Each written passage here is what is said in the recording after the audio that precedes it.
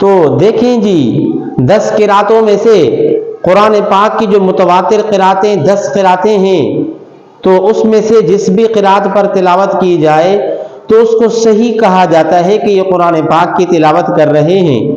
اسی طرح جو ائمہ اربعہ ہیں، مذاہب اربعہ ہیں، 4 مذہب ہیں، حنفی اور حنبلی، مالکی اور شافعی، تو ان مذاہب میں سے جس بھی مذہب پر، جس بھی مسلک پر جو عمل جس ملک میں تواتر کے ساتھ چل رہا ہے تو وہاں وہ اپنی جگہ پہ صحیح ہیں۔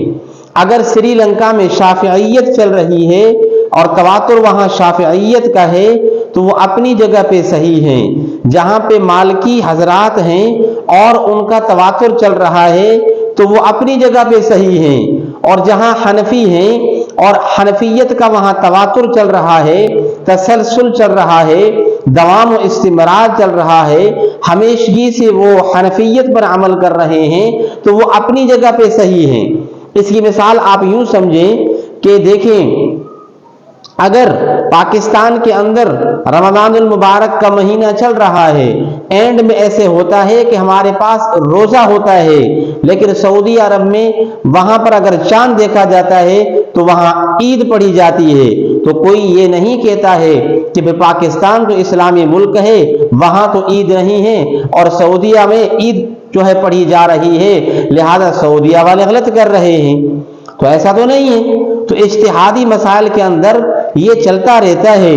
یہاں فتنہ تب ہوتا ہے کہ جب سعودی عرب میں جب عید ہو اور وہاں پر جو ہے 2 آدمی کھڑے ہو جائیں، 10 بندے کھڑے ہو جائیں اور وہ لاٹھیاں اور اسی طرح ہتھیار اٹھا کر کے لوگوں کو مارنے لگیں کہ تم تو یہاں عید پڑھ رہے ہو اور پاکستان میں تو عید نہیں پڑھی جا رہی ہے اور وہاں تو روزے چل رہے ہیں، تو کہا جائے گا کہ یہ لوگ فتنہ کر رہے ہیں۔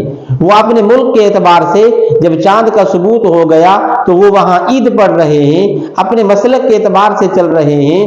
تو اسی طرح یہ مسئلہ بھی اسی طرح ہے، یعنی ائمہ اربعہ کا اور مذاہب کا، کہ جو جس مذہب پر، شافعیت پر ہے، کوئی حنبلیت پر ہے، کوئی مالکی ہے، کوئی حنفی ہے، تو جو جس مذہب پہ چل رہا ہے وہ صحیح ہے۔ یہ فروعی مسائل ہیں، عقائد کے مسائل نہیں ہیں۔ عقائد سب کے ایک ہیں، بنیاد سب کے ایک ہیں، یہ جزوی مسائل ہیں، ان کو فروعی بھی کہا جاتا ہے۔ تو ان کے اندر اگر اختلاف ہے تو کوئی ایسی بات نہیں ہے، کوئی تنازع کی بات نہیں ہے، کوئی جھگڑا نہیں ہے، کوئی فتنہ نہیں ہے۔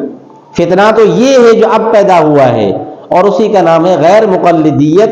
یہ فتنہ ہے، غیر مقلدیت یہ فتنہ ہے۔ جب اللہ تبارک و تعالی نے بار بار اعلان فرمایا کہ تم معروف پر چلو، منکر کو چھوڑو، معروف پر چلو، منکر کو چھوڑو، یعنی جو مشہور، جو تواتر کے ساتھ جو ہے آپ کو ملے آپ اس کو لے لو، اور تم منکر کو چھوڑو جو اکا دکا کبھی ہو جاتا ہے اور پھر بعد میں وہ حکم منسوخ ہو گیا، ختم ہو گیا ہے، لیکن غیر مقلدیت اسی کو اٹھاتے ہیں۔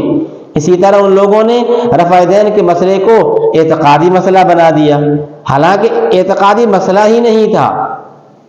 جو شروعات میں چلا رفع دین پھر ختم ہو گیا، منسوخ ہو گیا، تو فتنہ غیر مقلدیت ہے۔ حالانکہ حکم یہ ہے کہ معروف پر چلو اور منکر کو چھوڑ دو۔ یہ منکر کو لیتے ہیں، معروف کو چھوڑتے ہیں، تو فتنہ ان لوگوں نے شروع کیا ہے، اور غیر مقلدیت ایک فتنے کا نام ہے۔